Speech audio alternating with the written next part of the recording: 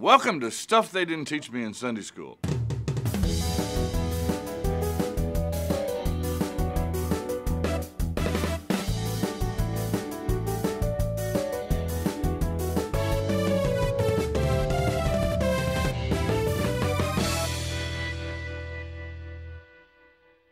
You're probably ready to jump into the New Testament by now, but I'm not, and we're not going to yet today. What we're going to do is set the stage this time and next time, both, for the New Testament for a better understanding of it.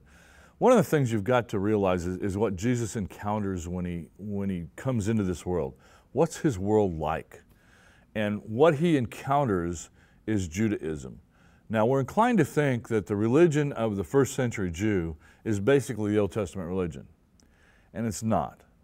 It's the Old Testament religion with a twist. And it has some major emphasis. One, it emphasizes God as Father, but not so much as a father with whom you would have a relationship as much as a father of a nation. God is sort of the George Washington of Judaism. He's the father of this religion. Secondly, it emphasizes the law. One of the things that happens somewhere between the exile and first century is that there is this increasing emphasis on the law and a decreasing emphasis on any kind of relationship with God, any kind of understanding of God as your God. There's an emphasis on trying to keep your nose clean and stay out of his way more than anything. And in that light, they tried to codify those laws, describe those laws, so rewrite them so that people could keep them.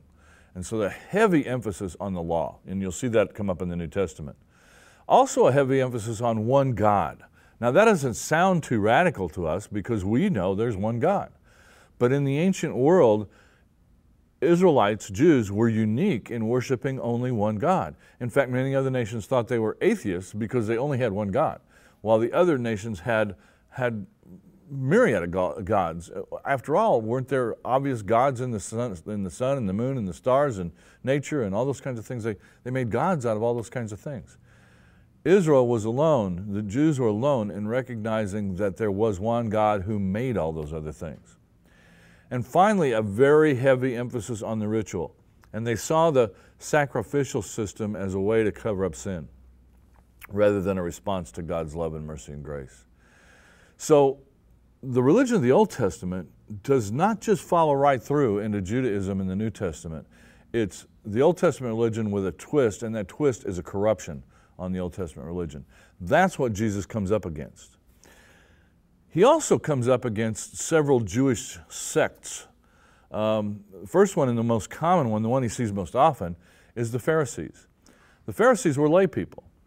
They believed, they had codified this law, believed there were 613 identifiable laws in the Old Testament. They believed that the commentaries that had been written about those laws were valid. For example, if it said that you shouldn't work on the Sabbath, then the commentaries defined what was work and what wasn't work on the Sabbath. And they accepted those commentaries as equivalent with the law. So 613 laws and then all the comments on those laws, that was the Pharisees' sort of way that they approached life. Their sidekicks always are the scribes. Sometimes the translators call them lawyers. Do not think of lawyers in terms of a modern legal system. They're lawyers or scribes because they transcribe the biblical text and they become experts on what's in that text because they write and rewrite and rewrite and rewrite the text. So they are experts on the law. That's why the New Testament sometimes calls them lawyers, but they're not attorneys. They are scribes. But they become closely associated with the Pharisees because of the Pharisees' emphasis on the law. A third group that comes up is a unique group, and that's the Sadducees. The Sadducees are the aristocracy. For the most part, they're the wealthy. Most of the priests, the Levites, most of the priestly class are Sadducees. They have a lot to lose if Jesus is the Messiah. A lot to lose.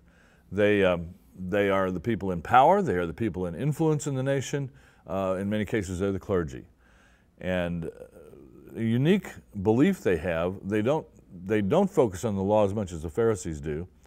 They also do not believe in a resurrection. Somebody told me they were sad, you see. They are Sadducees who do not believe in a resurrection, and they're the aristocracy. There are a couple other groups that are sort of fringe groups. There's a group called the Essenes. That term doesn't come up in the Bible, but that term describes a group of almost monastic type Jews who live out by the Dead Sea. They are the ones responsible for writing and recopying and then storing the Dead Sea Scrolls in those caves out there along the Dead Sea. They live at the Qumran community. They don't allow women, so the only way they're going to grow is by recruitment.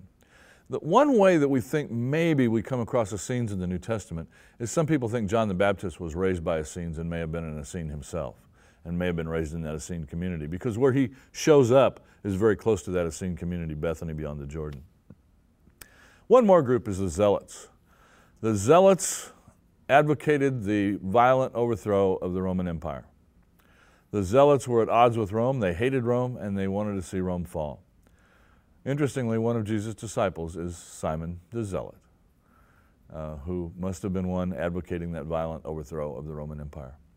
These are the key groups that Jesus encounters in his ministry and that you're going to encounter as we get into the New Testament.